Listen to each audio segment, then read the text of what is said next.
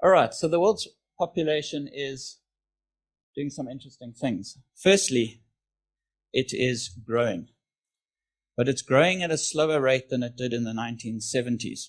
So what we've got up here is two graphs. The orange graph is the growth rate, and you'll see it's dropping off.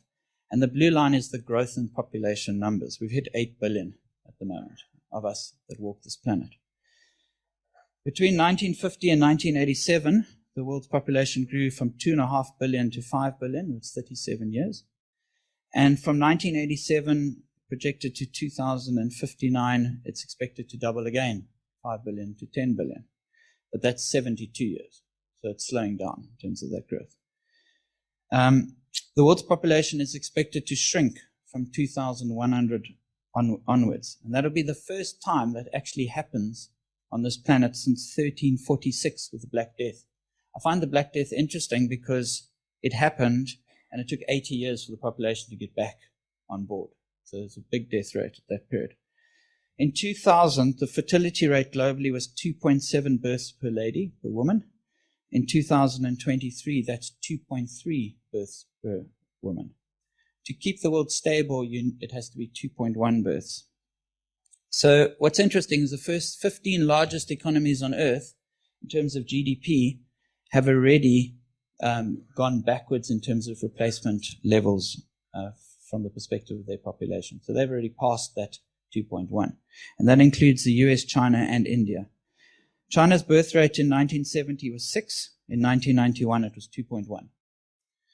So where is the population growing? Believe it or not, it's right here.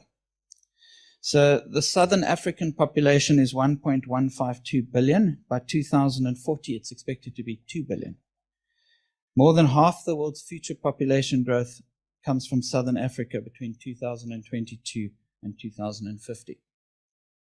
But the world's also aging, and that's the interesting thing. By the year 2050, there'll be 2 times more 65-year-olds than 5-year-olds. Pro-family policies are not working in Singapore, in China, everywhere. China's National Bureau of Statistics announced that 850,000 people died last year. And the UN predicts that China's population will halve by the year 2100 from 1.4 to 700 million people.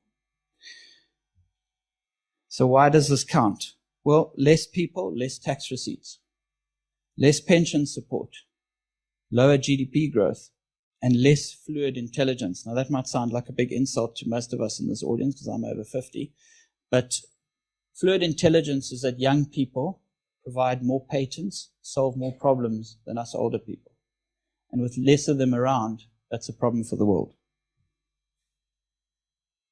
So what actually is happening? Well, it's called the demographic transition, and I'm not going to go through it in any detail, but initially, there's a high birth rate and death rate in an agrarian society. Then medical science takes hold, and you tend to find that birth rates continue to be high, but the death rate reduces. Later on through the cycle, what tends to happen is people get a bit richer and they don't want to have as many babies, so that the birth rate also starts to drop.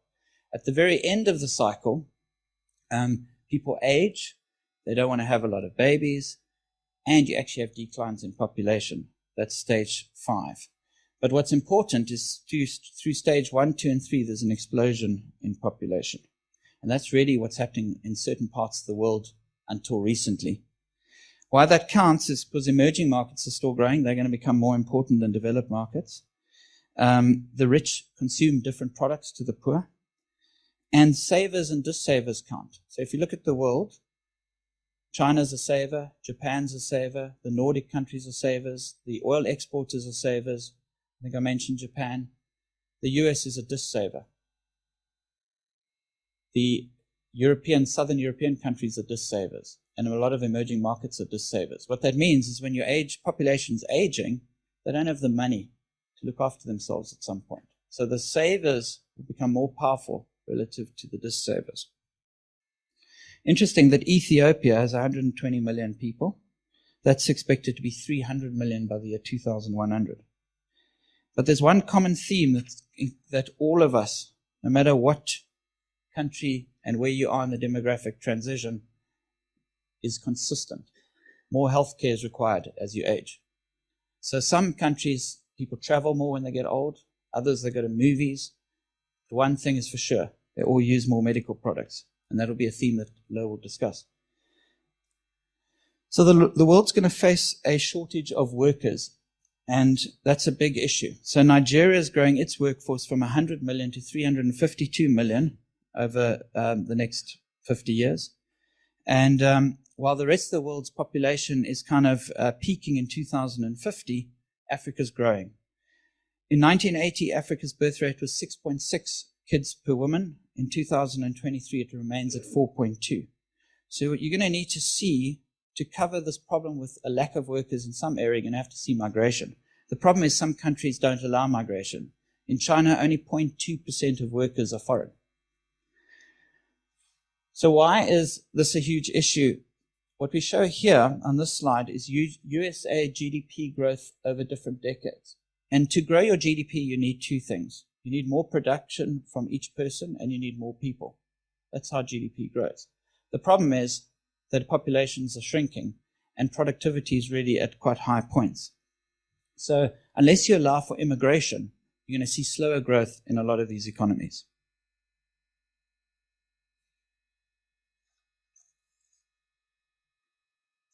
So while demographic transition is certainly a threat to a few economies, one of the good points is that it's growing the middle class. So there's a sweet spot between probably stage 3 and stage 4, where the population gets extremely rich. And at this point, you see consumption of more expensive products. So luxury goods, cars, obviously more medical products too. In the early stages, people want food and shelter and education. And if we look in the medium term, China, for example, in 2010 had 150 million middle-class people. In 2018, it's 707 million. Chinese urbanization in 1980 was 19%. In 2011, it's 50%. And in 2022, 65%. This is a common theme amongst most emerging economies. And what it tells you is that we're seeing richer and richer people, bigger amounts of middle class demanding a different type of product. And that can be seen in this slide too. It's a difficult slide to see at first glance, but effectively the middle and lower middle class are growing at the expense of the poor.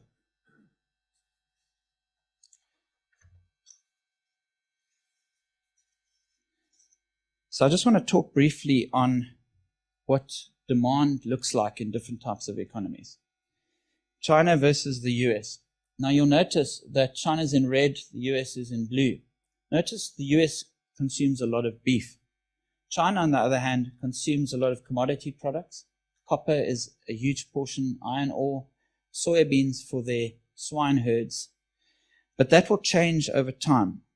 So these basic requirements, these basic needs will slowly mature into higher-end products. And this has a huge impact for South Africa. But before I get there, I just want to also say that China's own GDP will be at question in the years ahead. And no, not everyone's going to agree with me, but the transition that they've got to make is enormous. And I'll explain it to you like this. For 30 years, they've grown the economy at 10% a year. They've doubled the size of the economy every 7 to 8 years. So they're the biggest consumers of copper, as we've shown, you name it, nickel, iron ore, etc. But most of that growth has come from construction, mainly property. Now, you need your population to grow to keep on demanding property. So if you're growing off that kind of base, that requirement, it doesn't help when your population goes from 1.4 billion to 700 million. So they've got big questions, and exactly why China's trying to move the consumption pattern away from construction to more consumer goods, services, etc. All right. The last slide here really is all around South Africa. And I just want to quickly give you an indication of who we sell to. So China is $12 billion a year of exports. The US is 11. It's 9%. Germany's 10, Japan's 9, and the UK is 6. So those are our 5 biggest exporters. We export $123 billion of products around the world. In the top 25, we don't see Russia, just by the way. Nowhere to be seen. So the ramifications for South Africa of the demographic transition is that we have to acknowledge that some of these products are going to become less important, and we have to drive ourselves to create the products that are going to become more important for a larger middle class, and potentially we're not going to see another economy grow at the same rate as China has and the needs they've had over time. My final slide is on market cap. So what I've shown here is the market caps of the world's largest markets, the US, Europe, Japan's in there, China, and it reflects the demographic transition. If the sweet spot in the richest countries are happening, have created a population in the last 10, 20 years, they're benefiting from, the markets are benefiting from it now. But what about the next 20, 30, 40 years? As that transition takes place and aging occurs, there will be some pressure on those markets, as well as opportunities. And Hlelo will talk to medtech, the medical sector, and where there's opportunity for aging population in terms of the investment landscape. But I just want to leave you with this. The US stock market's market cap is 1.59 times the size of its GDP. Nigeria, which is going to have one of the largest populations on earth between 2050 and 2100, their market cap, size of their market, is 0.15 or 15% of their GDP. So insignificant relative to the US. And Ethiopia doesn't have a stock market, but is planning to launch one next year. And as I mentioned, 120 million people, 205 million by 2050, and just on 300 million by the year 2100. So we're in for a new age, a different time, and we have to prepare ourselves as investment professionals probably for a very different landscape. I'm just going to pass you over to Hlelo.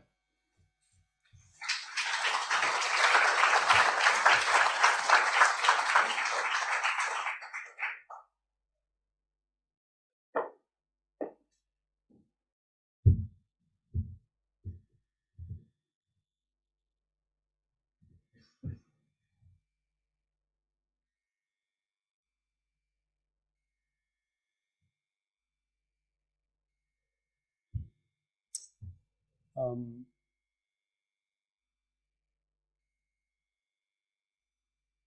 I going backwards or I'm going backwards? I need to go forward like this. Very good. All right. Good evening, ladies and gentlemen. So one of the opportunities we wanted to talk to you about, which is in the portfolio in our global equity fund, is Medtronic. Medtronic is a medical technology company out of the United States. It is $31 billion in revenue, located in 150 countries. And the greatest opportunity for growth that Adrian just spoke about is in emerging markets. And you can see from this slide here that the penetration levels, in other words, the opportunity to use medical technology is still at its lowest in emerging markets, and it's at its highest in developed markets.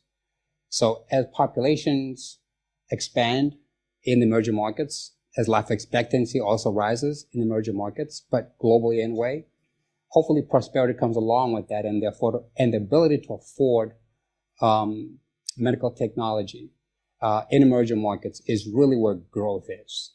So you really want to have the best of breed companies in the world that have the balance sheet to do so, pursue opportunities in emerging markets.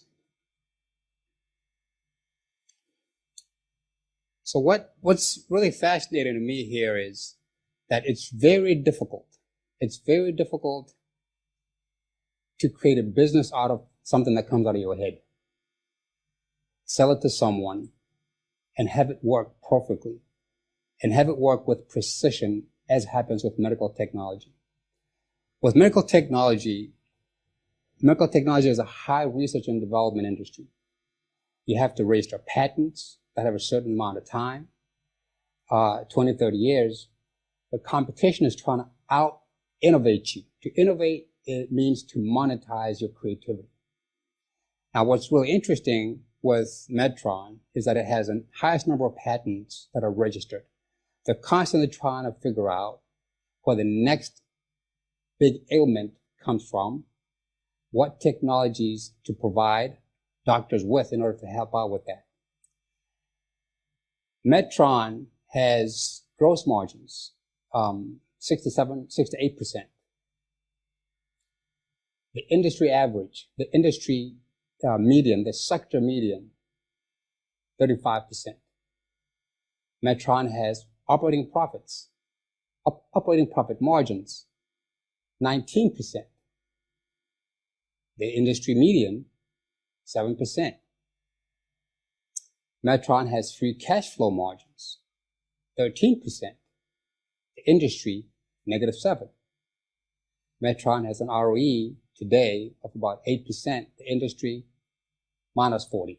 Industry median, -40%. There's some great companies in there and some not so great companies in there. But this is a pricing power. The profitability that you see in Medtron that I've just described is a pricing power that comes out of deep research and development, registering patents, and having geographic diversification so that you're not really held hostage by one geography or one product.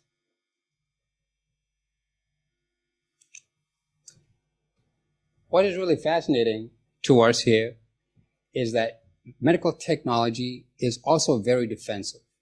It's not a highly cyclical industry such as the ones we have in this country, mining or banking or even IT. It moves along with GDP per capita. And the more medical technology or the more medical health is sought and the more complex medical operations people need, the more assured of usage and demand for medical technology products. So we look at it as a really safe place to not only invest in, grow, but not have the volatility that tends to come with the stock market. You can see on this chart here that one of the greatest areas of success for Medtron is in cardiac rhythm. So anything to do with the heart and the heartbeat.